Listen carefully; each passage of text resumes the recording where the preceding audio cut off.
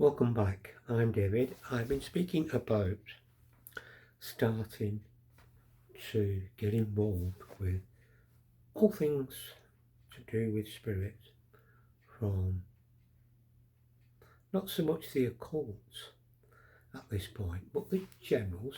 What do we do? How do we start to become more witchy?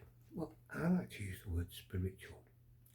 I've explained it in the last videos, which you can do a quick recce on, about becoming spiritual is a gift. I explained why. I explained from using a Christian idea that's very, very good, very true, where it says that flesh gives birth to flesh. So we are the product of our parents, or the DNA. And spirit gives birth to spirit.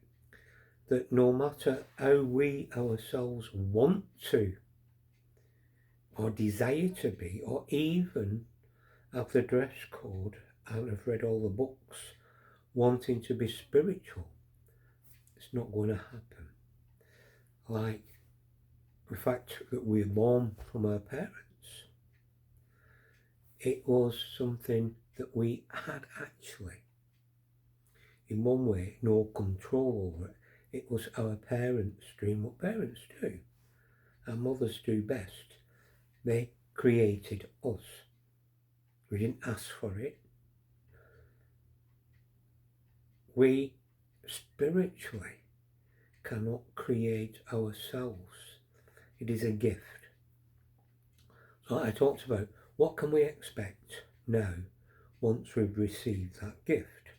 Now, the thing I've been talking about is prompts that if we are really born again, we'll be prompted to think differently and to act differently. Those prompts can be just a sense of peace, a sense of suddenly realising maybe what I've been saying isn't the right way to communicate. That's one prompt. So our personality will start to view things differently. We should start to want to change the past and create a future. Right? So we can look to the past for how we have been, so we can change from understanding our past, what worked, what didn't, why it worked and why it didn't.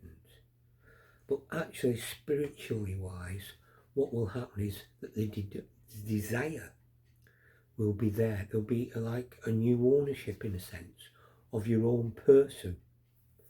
So looking at where we've been, and the next thing I talked about was the need for protection. Mantras are a great protection.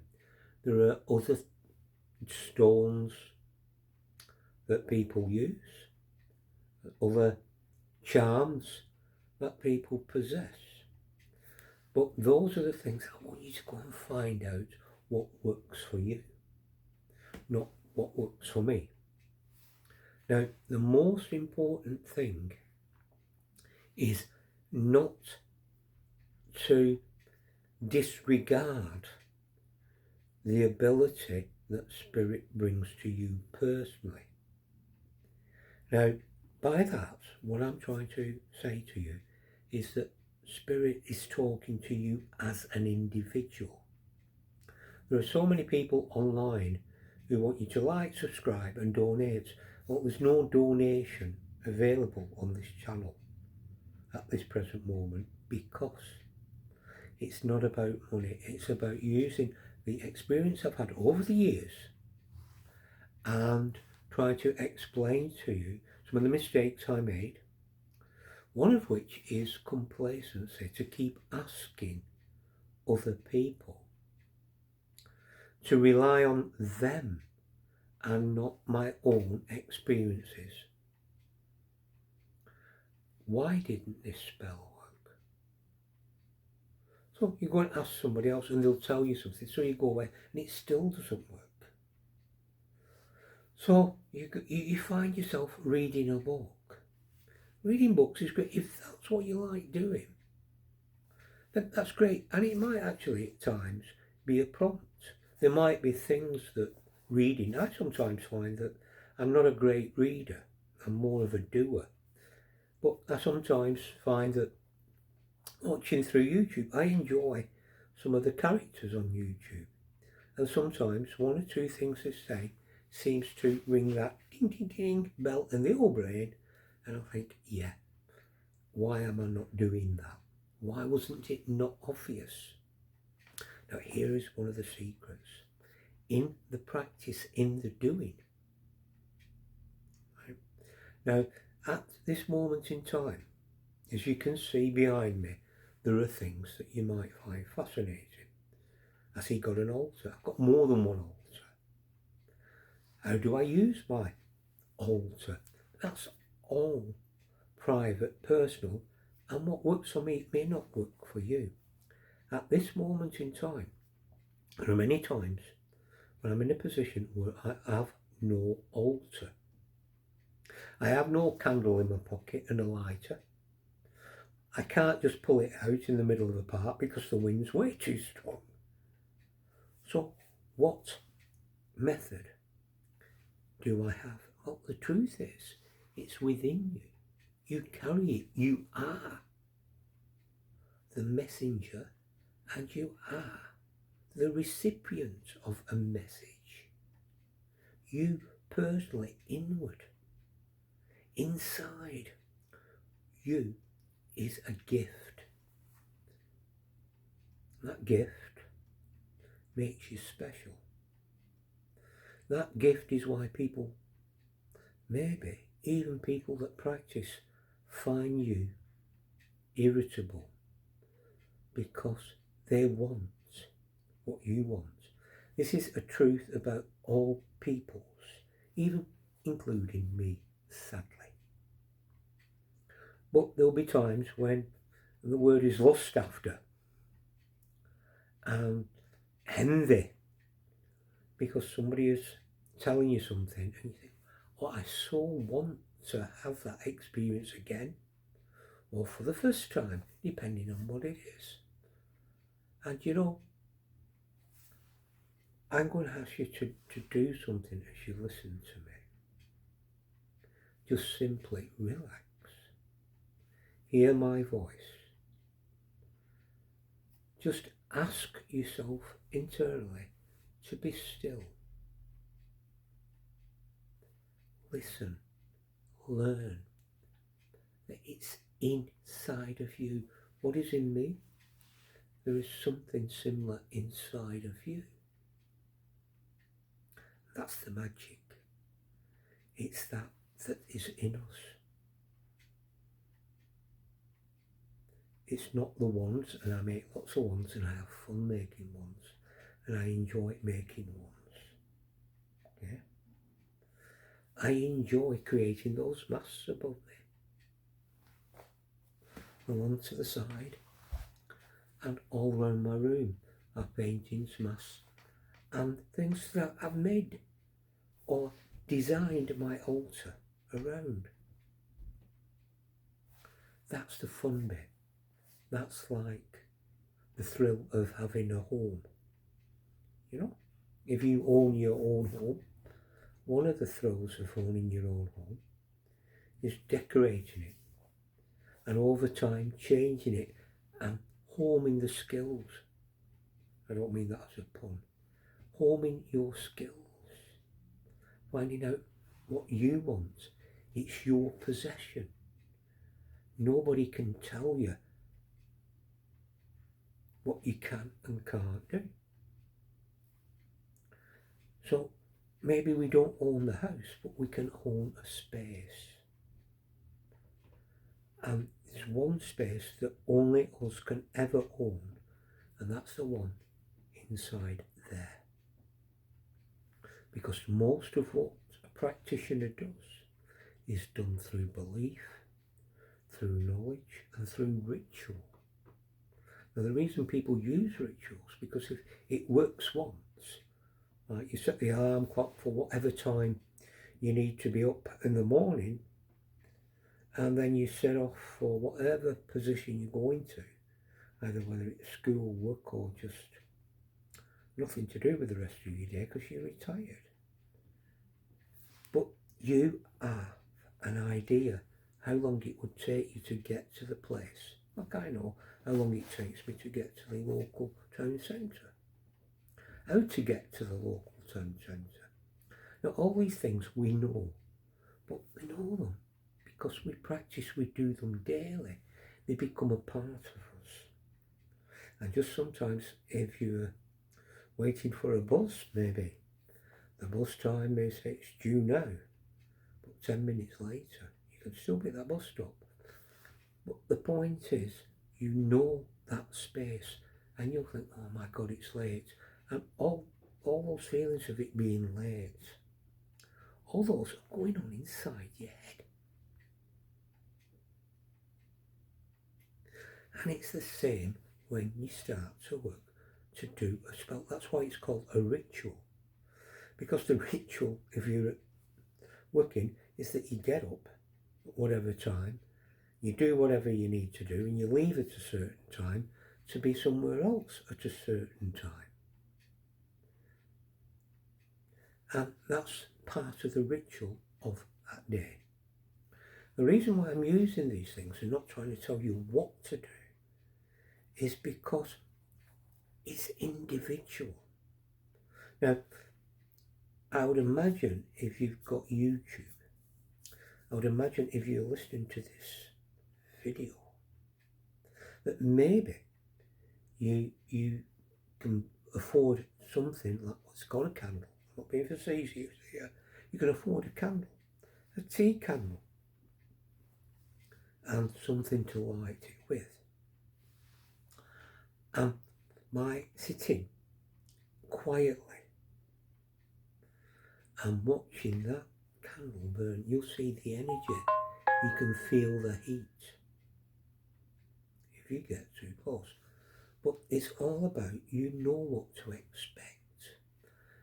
And by concentrating on the flame and just try to get all those thoughts, like the bad hair day that I have, when I can't do a thing with it because it goes ping. And if you see my other videos, you'll know what I mean. Right? And our brain is just the same. We have a bad brain day where everything goes ping. Now, learning to work through that process of finding a quiet place, learning to reach out and then suddenly realise that maybe the peace that you're experiencing is from without coming in, not from within coming out. And that peace will bring with it a presence. You'll feel that there's somebody else in the room. I've never found it frightening. I've never found it worrying. When I've been in the presence, I feel the peace. And from there, we don't need a script. We don't need a mantra. When we're there, we can talk, we can relax, or just soak in, or you'll find the thoughts are coming to you. And you start to find something is going on. You recognise something's going on. And you realise that this is the time to do the asking. This is when we start to connect. Spirit gives birth to spirit. So part of that spiritual connection means that spirit is connected to you. And just as you know, if somebody else comes in the room, you'll know that when you've been born and you have a spirit within you, will recognise the presence of another spirit in that room. Now, there are times I've been in a place where I can feel so uncomfortable. It's not natural. I know I'm not welcome there by a something. Now I went to look at a place and I was thinking of renting it. And when I got there, it was one of these tower blocks.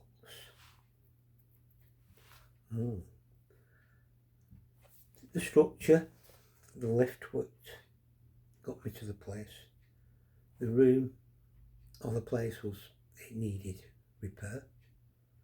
But for the price and for what it wanted, to be honest with you, it wasn't really worth it, because it needed everything. It needed everything from cupboards, kitchen to bathroom. All needed just new stuff. It was grotty. But that wasn't the problem. The problem was I could feel a presence. And just as the old room was a derelict mess, it was uninviting. So this place for me, Spirit was showing me how uninviting it was. So I never took it, and when I left, it lifted. I've been into people's houses and I've felt uncomfortable. Even though they're offering the cup of coffee, do you want a cup of tea, do you want something stronger?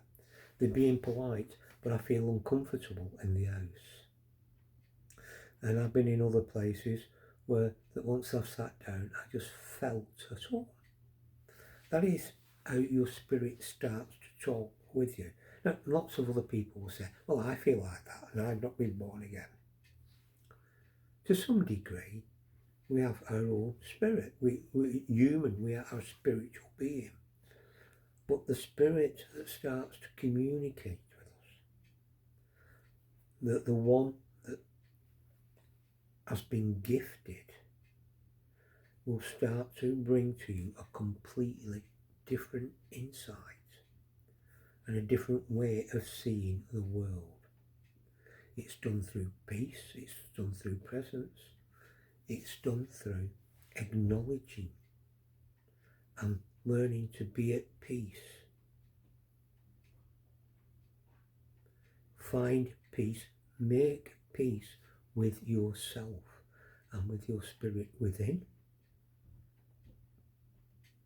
And we do that by actually acknowledging that things are, that's what we would like to tell the people.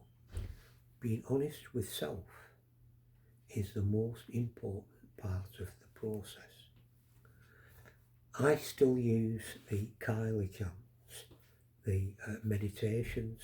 I tend not to do so much now. I find that in the beginning, when I first started my spiritual walk, meditation, do you meditate? Oh yeah. So I started to get all excited about meditation. And now I very rarely do it. Now I have a quiet time where I chill myself. I think through what is going on. I get attacked quite a lot. One, because I'm active. And two, I'm living in a war zone. The world is at war at this moment in Britain. Things have changed in the last couple of years beyond recognition. All it took was a different Prime Minister. And I wouldn't say a different set of values, I'd say with no values whatsoever. And that hierarchy spiritually starts to spread like the water. The ripples become more and more unsettled because the government is trying to do something that is unsettling. And we must learn to govern ourselves. Must learn that who we allow near us, this is very important, who we partner with or to. If they have got an agenda for you, then my concern would be, what is that agenda? Why have they got an agenda for me? Now, if you're young and you're pretty either male or female pretty. Somebody else may see you as a partner. They may like them. And nature is what it is. I don't need to go any further than that. So they have an intention for you. Now, if you're easy with that side of life, that wouldn't bother you. If you're looking for a friendship, if it's based on that alone, then I would probably say that that's not going to work out long term. You might not want to look at long term. What I'm trying to say is that all these different things, when we sit down and start just to shut my eyes and just relax, and I try to visualize what my day will be. What can I achieve today? What is the purpose of today? Now, when we are practicing, I would start with either a quiet time where we start asking for a vision. What is it that you want from me? Communication. We can all speak, go to a shop, tell them what we want and they get it off the counter and you pay for it. When we're dealing with spirit, we're asking them, what do you want? So we're the other side of the counter. And it may well be that they're the delivery boy. So actually I brought you this. Sometimes it will be, there is a price to pay for this item. Are you prepared to pay that price? I put that very simply, but spiritually, that is bang on the transaction that you're making. So how do we do that? By reading a book. Doubt that's going to work. By asking somebody else who's not involved. That's not going to work either. And this is the point I'm making. We have to learn to look inside. Connect with yourself. Why do I want this? Why, when you see people dressed, I see the black lipstick and all the trimmings, and fair play, they do look very pretty. But none of that matters. That's the cosmetics of it. That's the personal hygiene. That's how you present yourself to the world. So, if I went and dressed as a policeman now, and then tried to arrest you, then I would have to take you to a police station. And if I arrested you dressed as a policeman and took you to a police station, what would happen? I think I'd get arrested for impersonating a policeman. It would turn on us. And this is the trick. This is the secret. This is the point of this video. Is that when we're starting out, people will pretend. And if we are seeking, I'm going to use a term here because something that Jesus said, quite interesting. Seeking you'll find, knock on the door will be open to you.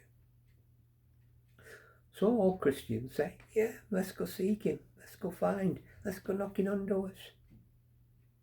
Now, you and me both know that if you seek, eventually you'll find something. It might not be what you wanted, but we can find something that will do. And which of you, if you had a 12-year-old daughter or son, would say, Go and knock on other people's doors to get the answers that you want. And when they knock on the door and they say, come on in, how safe would you feel to know that your child, 12 years old, is walking into a stranger's house? Most people would freak, and I don't blame them. I would freak. So when Jesus was saying, seek and you'll find, knock and the door will be open to you, that wasn't to go and do it, that was a warning. And a very important warning that they won't tell you. You do not go knocking on doors and just walk in idly into a house where you do not have any idea who is inside, unless you're very brave or very desperate. And if you're that desperate, you shouldn't be knocking on doors.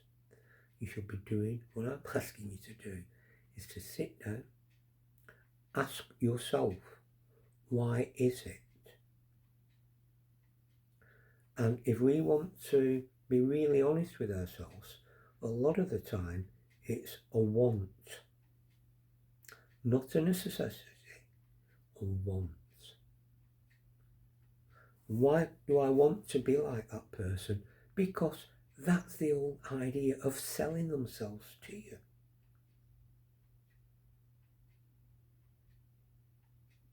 You don't want to be like somebody else, you want to be like yourself. And so the only person who knows yourself is you. Now, I read this a while ago, and it was the one thing that I was so delighted. So it just so, I could have kissed, male or female, the person who wrote it, that, because it was so bang on. Now, what is the difference between a bank manager and a Buddhist monk? Now, if everybody's being honest with themselves, one's spiritual, one just wants money. One wants money, one wants to progress. It's one word that unites them both, and it's a want. A want to be more spiritual, or a want of more money. It's still a want, and whether you like it or not, many people have a want to be spiritual, like people have a want to be rich, and that want needs to be thrown into the bin and put into the garbage for them to collect it, because it is no good to you. Having a need is not having a want. And so often we live in a consumer society where even spirituality is sold to you. Those masks I make, I enjoy making them, made out of clay. I've got a whole room full of paintings and masks. I enjoy that. I enjoy creating. If I'm honest, I enjoy shopping. Yeah, I really do. I enjoy having some spare money and looking for what's for sale. But it's a want, and I accept it for what it is. It's not spiritual. It's very human. But do you know something? We're both spiritual and human. And oh, look at that. Somebody's texting me a message. That's just at the right time, because it's coming to 30 minutes. And I think that's enough for one day. So basically, one is to get to know yourself, to stop following the gurus who tell you what to do, to realise that most people have a want. They want to be more spiritual. Now, the next video is going to be on tarot cards, how I became involved with tarot cards, and what part tarot cards play in my life. Right? Because that's a part of spirituality, and it's the one thing that I think I've been really gifted with. as another gift is to be able to communicate. Now, I hope this is making sense to you, because it's the way forward.